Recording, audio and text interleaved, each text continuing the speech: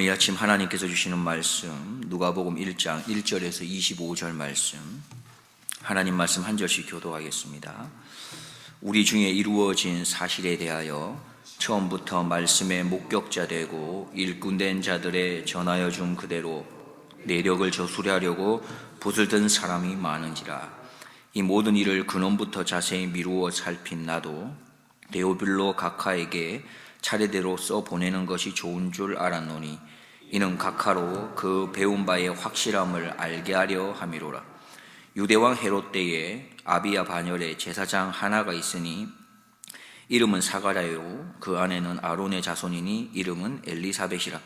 이 두 사람이 하나님 앞에 의인이니 주의 모든 계명과 규례대로 흠이 없이 행하더라. 엘리사벳이 수태를 못함으로 저희가 무자하고 두 사람의 나이 많더라. 마침 사가랴가 그 반열의 차례대로 제사장의 직무를 하나님 앞에 행할세 제사장의 전례를 따라 제비를 뽑아 주의 성소에 들어가 분향하고 모든 백성은 그 분향하는 시간에 밖에서 기도하더니 주의 사자가 저에게 나타나 향단 우편에 선지라. 사가랴가 보고 놀라며 무서워하니 천사가 일러 가로되 사가랴여 무서워 말라. 너의 간구함이 들린지라. 내 아내 엘리사벳이 내게 아들을 낳아 주리니 그 이름을 요한이라 하라. 너도 기뻐하고 즐거워할 것이요 많은 사람도 그의 남을 기뻐하리니 이는 저가 주 앞에 큰 자가 되며 포도주나 소주를 마시지 아니하며 모태로부터 성령의 충만함을 입어 이스라엘 자손을 주고 저희 하나님께로 많이 돌아오게 하겠음이니라. 저가 또 엘리야의 심령과 능력으로 주 앞에 앞서가서 아비의 마음을 자식에게 거스리는 자를 의인의 슬기에 돌아오게 하고 주를 위하여 세운 백성을 예비하리라. 사가랴가 천사에게 이르되 내가 이것을 어떻게 알리요? 내가 늙고 아내도 나이 많으니이다. 천사가 대답하여 가로되 나는 하나님 앞에 섰는 가브리엘이라. 이 좋은 소식을 전하여 내게 말하라고 보내심을 입었노라. 보라, 이 일에 되는 날까지 내가 벙어리가 되어 능히 말을 못하리니 이는 내 말을 내가 믿지 아니하미오니와 때가 이르면 내 말이 이루리라 하더라. 백성들이 사가랴를 기다리며 그의 성소 안에서 지체함을 기히 여기더니 그가 나와서 저희에게 말을 못하니 백성들이 그 성소 안에서 이상을 본 줄 알았더라. 그가 형령으로 뜻을 표시하며 그냥 벙어리대로 있더니 그 책무의 날이 다 되매 집으로 돌아가니라. 이후에 그 아내 엘리사벳이 수태하고 5달 동안 숨어 있으며 가로되, 함께 보겠습니다. 주께서 나를 돌아보시는 날에 인간의 내 부끄러움을 없게 하시려고 이렇게 행하심이라 하더라. 아멘. 오늘부터 누가복음이 시작됩니다. 그래서 누가복음에 대해서 먼저 잠깐 살펴보고자 합니다. 우리가 잘 아는 것처럼 누가복음의 저자는 바로 누가입니다. 그리고 그의 직업은 의사이죠. 예. 그는 수리아 안디옥 태생으로 이방인으로 이렇게 알려져 있습니다. 또한 이 누가복음은 분량으로 보면 신약 성경 중에서 가장 많은 분량을 차지하고 있어요. 그리고 누가복음을 쓴 저자인 누가가 신약 성경에서 한 권의 책을 더 썼지요. 그것이 바로 사도행전입니다.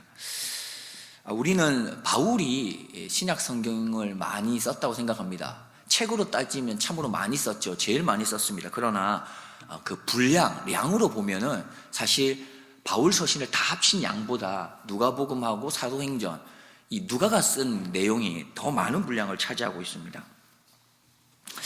그리고 특이한 것은 누가복음은 누구를 향해서 쓰는지를 분명하게 보여주고 있어요. 그 내용이 오늘 본문 3절에 나타나는데 데오빌로 각하를 향해서 쓰고 있다. 이 내용을 이렇게 보여주고 있는 것이죠.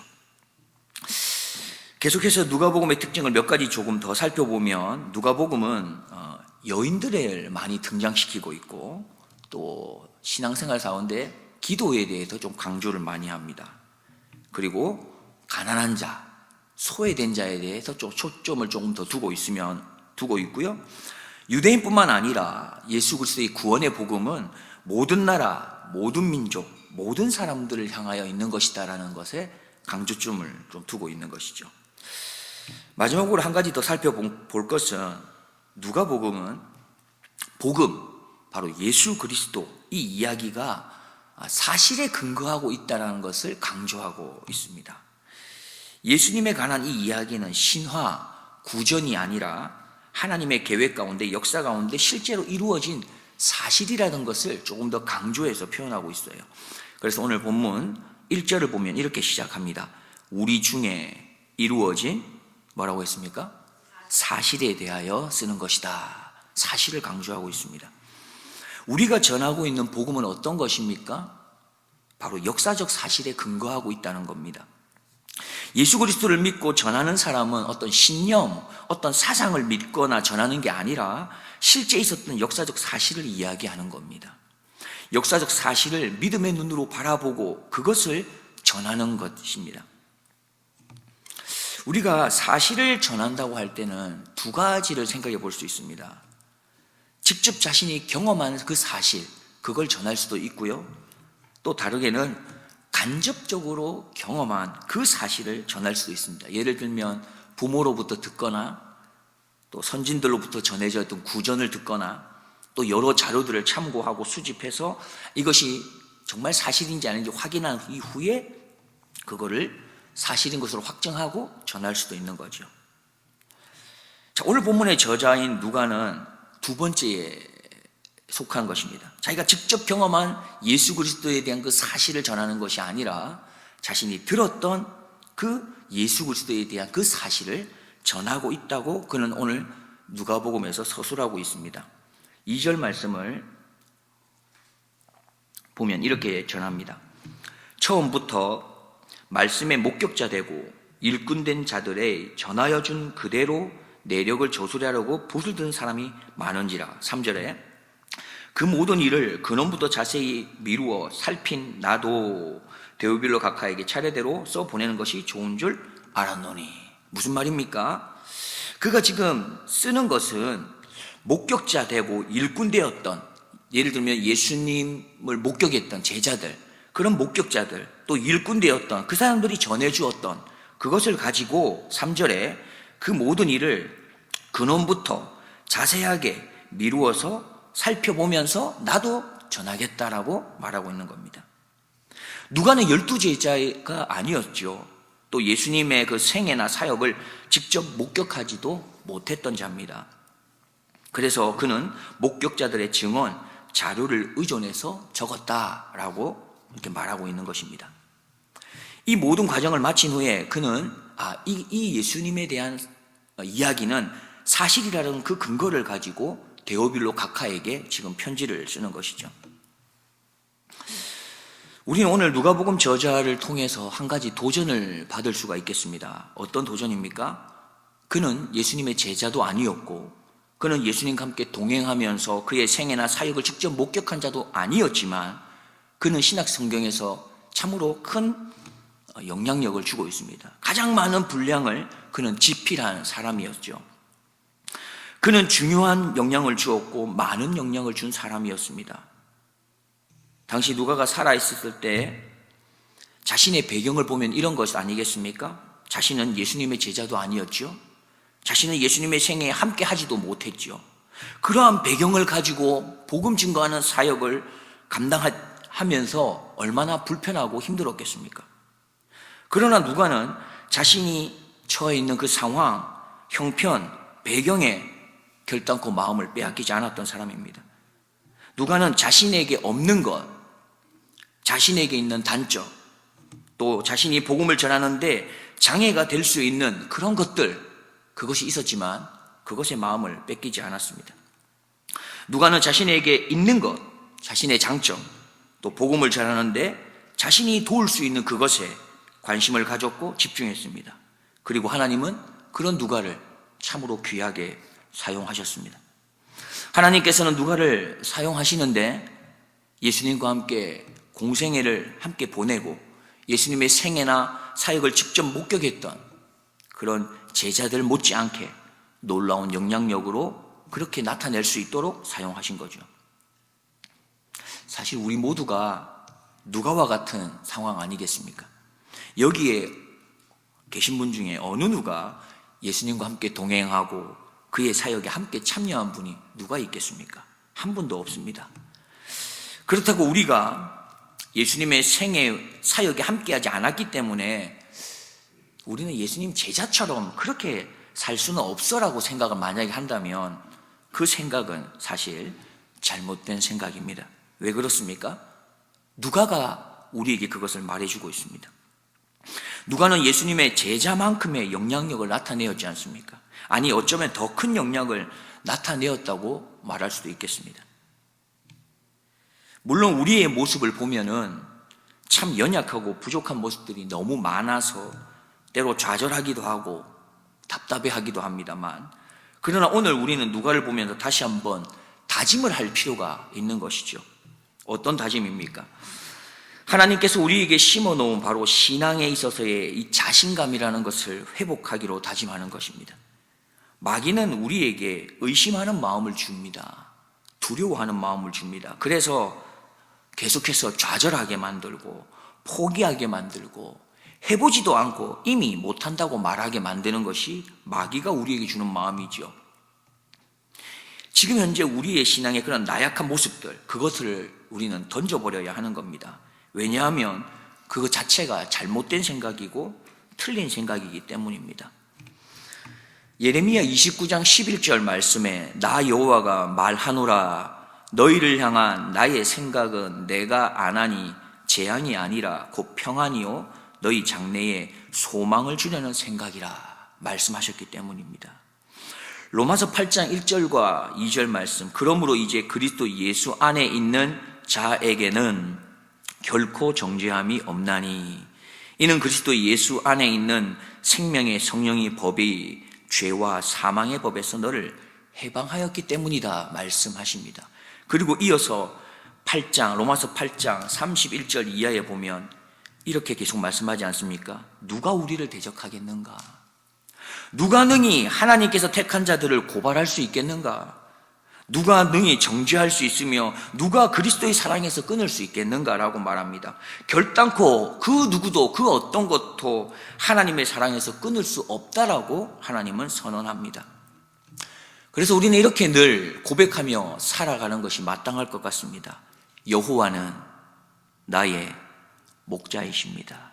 그래서 나는 아무것도 부족한 게 없습니다. 여호와는 내 가정의 목자이십니다. 그래서 내 가정은 부족함이 없습니다. 바로 이 고백으로 살아가는 것이죠.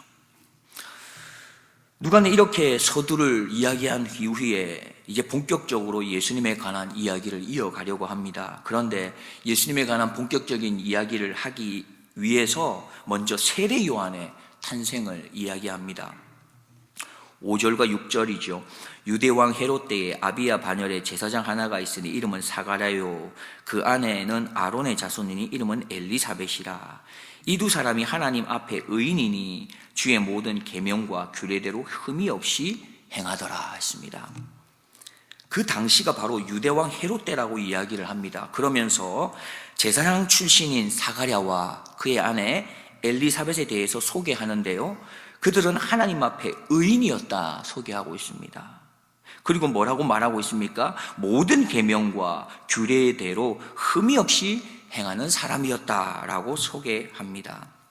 그런데 그런 사람에게도, 그런 가정에게도 안타까운 일, 조금은 어려운 일이 있는 것 같습니다. 그것이 무엇이냐 하면 그 가정에 자녀가 없었다라는 것이죠. 게다가 이제는 나이가 많을 대로 많아져서 이제는 더 이상의 자녀를 가질 것이라고 하는 희망마저 사라져가고 있는 그런 상황에 있습니다. 그런데 그때 이런 절망 상황 가운데서 하나님은 놀라운 역사를 준비하고 계십니다. 8절입니다. 마침 사가랴가 그 반열의 차례대로 제사장의 직무를 하나님 앞에 행할세. 무슨 말입니까? 그는 제사장이었기 때문에 성소에 들어갈 기회를 얻을 수도 있었는데요, 마침 그가 뽑힌 것입니다. 주의 성소에 들어가서 제사장의 직무를 행할 수 있는 기회를 얻게 된 것입니다. 사실 그 당시에 제사장들이 참 많았다고 합니다. 어떤 사람은 한 1만 명 이상, 어떤 사람은 거의 2만 명 가량의 제사장들이 있었다고 합니다. 그랬기 때문에 제사장의 직무를 행하기 위해서 성소에 들어갈 수 있는 것은 일평생에 거의 찾아올 수 없을 만큼 그런 귀한 기회가 되는 것이었죠. 그에게 있어서 최고의 순간이었고 극적인 순간이었습니다. 바로 그때 주의 사자가 사가랴에게 나타납니다. 11절과 12절이죠. 주의 사자가 저에게 나타나 향단 우편에 선지라. 사가랴가 보고 놀라며 무서워하니. 천사는 그렇게 무서워하는 사가랴를 향해서 이렇게 이야기합니다. 너의 간구함이 들렸다. 그리고는 이렇게 말합니다. 아들을 주실 터인데 그의 이름을 요한이라고 해라. 그런데 사가랴는 어떻게 반응합니까? 믿을 수 없다라는 것입니다. 더군다나 자신도 아내도 나이가 늙었기 때문에 그 말을 믿지 못하겠다고 말합니다. 결국 천사는 어떻게 합니까? 믿지 못하는 사가랴의 입을 닫아버리지요. 천사는 하나님의 뜻을 그저 전달한 이후에 사가랴는 모든 직무를 그리고 마치고 난 이후에 밖으로 나오게 되지만 어떤 말도 하지 못하게 되고, 밖에서 기도하면서 기다리고 있었던 백성들은 그의 모습을 보면서 생각합니다. 아마도 성소 안에서 무슨 기이한 일이 있었을 것이다 라고 생각합니다. 그리고 오늘 본문 마지막에는 천사가 전해주었던 그 말이 그대로 이루어지는 엘리사벳이 수태를 한 그 내용으로 마치게 됩니다. 한번 질문을 드려보고자 합니다. 우리 성도님들께서는 이 시대라고 하는 것이 인물을 만든다고 생각하십니까? 아니면 인물이 시대를 만들어 간다고 생각하십니까? 여기에 대한 책도 나왔더라고요. 아마 시대와 인물의 관계는 아마 상호 보완적이지 않을까 생각해 볼 수 있겠습니다. 그런데 일반적으로 어려운 시대를 겪게 되면 그 어려운 시대와 함께 인물이 나타나는 것 같습니다. 지금 이스라엘의 상황이 어떤 상황입니까? 구약의 마지막 책인 말라기서에서 말했던 것처럼 말라기 선지자 이후에 지금 400년 동안이나 하나님의 음성이 들리지 않고 있는 상황입니다. 하나님이 침묵하신 게 400년이 흘러가고 있습니다.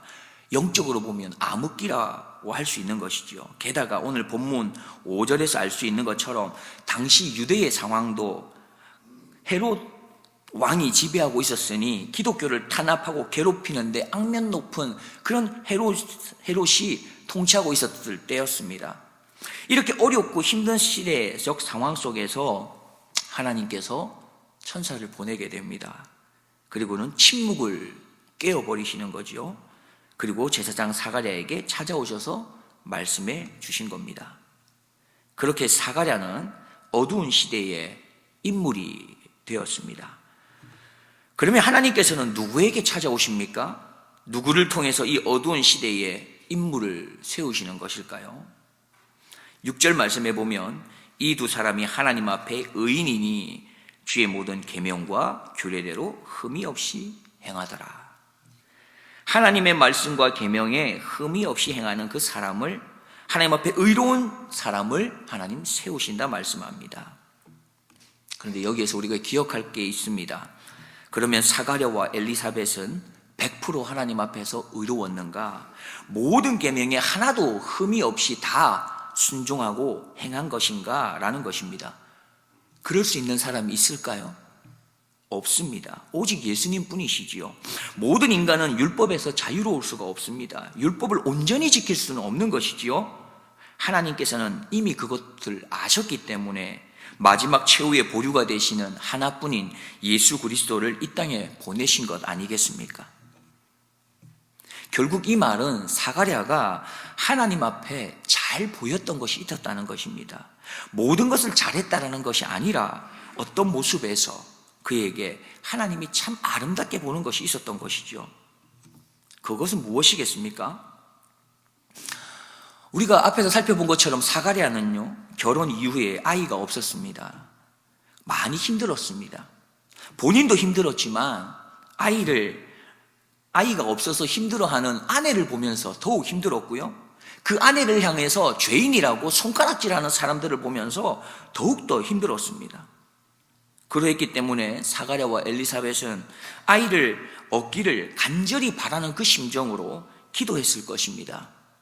얼마나 많이 기도했겠습니까? 얼마나 간절하게, 얼마나 눈물 흘리며 기도했겠습니까?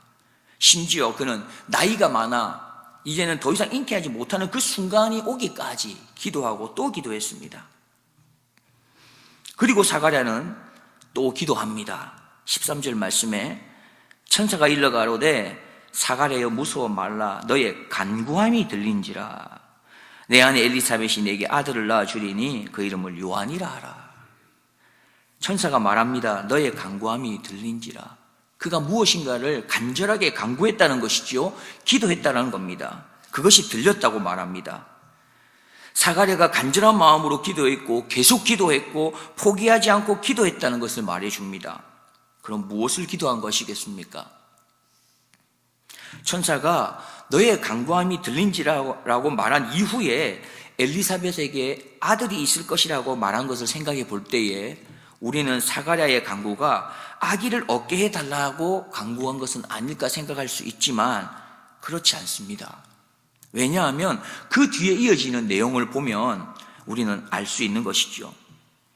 천사가 엘리사벳에게 아들을 주겠다는 말이 있었을 때에 그것을 기다렸다는 듯이 감사합니다라는 고백을 사가랴가 하는 것이 아니라 조금은 당혹스러워합니다. 믿을 수 없다라는 듯이 이런 식의 표현을 천사들에게 보여주었던 것이죠. 18절을 보면 사가랴가 천사에게 이르되 내가 이것을 어떻게 알리요?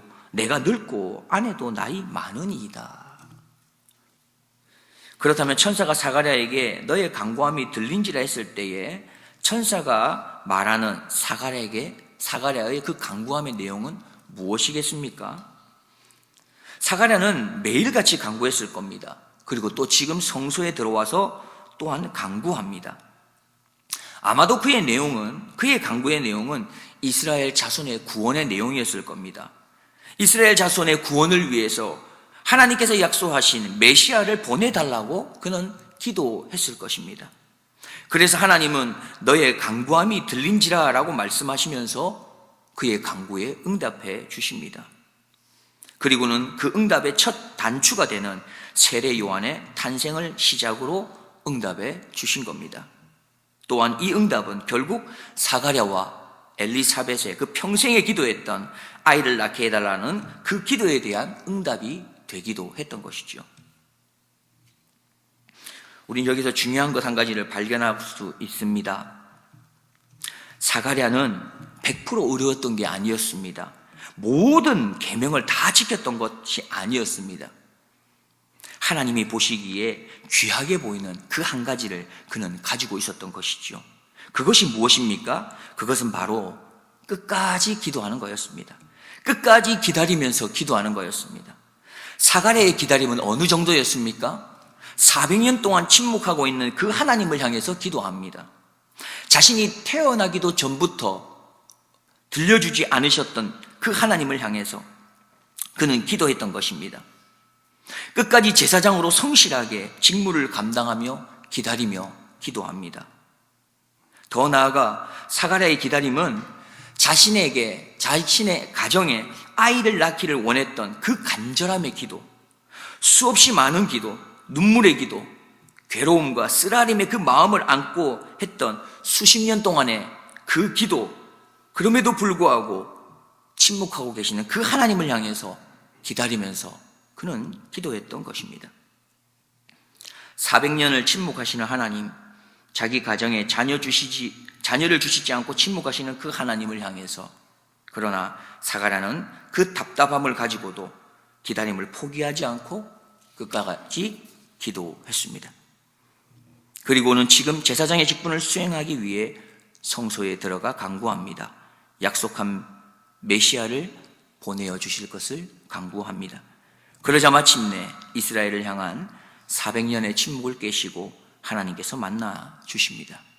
그리고 메시아를 보내주시는 첫걸음을 시작하시지요. 그것이 바로 세례 요한의 탄생입니다. 그리고 이 세례 요한의 탄생은 사가랴와 엘리사벳의 가정을 향한 긴 침묵까지도 깨어버린 바로 일석이조, 일거양득, 일타쌍피가 된 것입니다.